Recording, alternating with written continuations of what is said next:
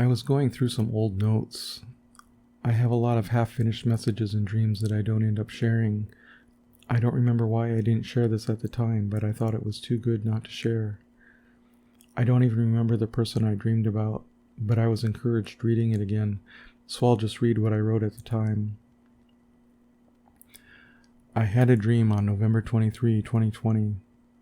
In the dream, I approached someone I knew briefly a long time ago, more than 30 years ago in college.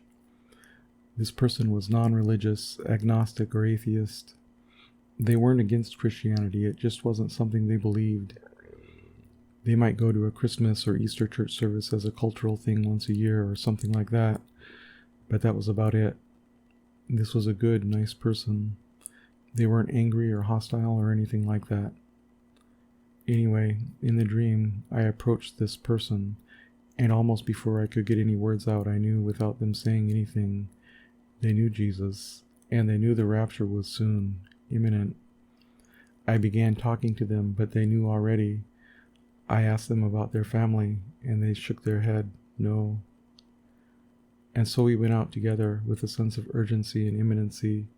They had a sense they were on a mission. They were driven. And that was it. I was encouraged both by the sense of imminency and the fact that the person I knew before as agnostic was a believer now. Something happened and they believed. And here's the thing. God can come to someone and speak to them even supernaturally if that's what it takes or that's what he's decided to do. Even if you don't think there's anything going on, it can happen in an instant, even without anybody else intervening. So maybe you can take some encouragement from that. God involves us in all sorts of ways, but he's fully capable to do everything, and he is in control. Also, just because somebody doesn't seem to fit the profile of what is typically seen as a Christian, the cultural trappings of it, doesn't mean they're not a believer. Not that there's anything wrong with the cultural things surrounding Christianity, but that stuff isn't the belief itself.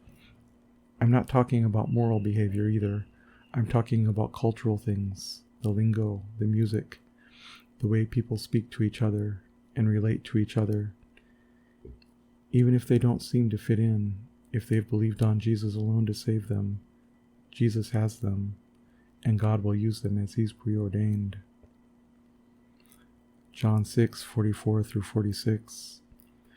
No one can come to me unless the Father who sent me draws him, and I will raise him up at the last day. It is written in the prophets, and they will all be taught by God.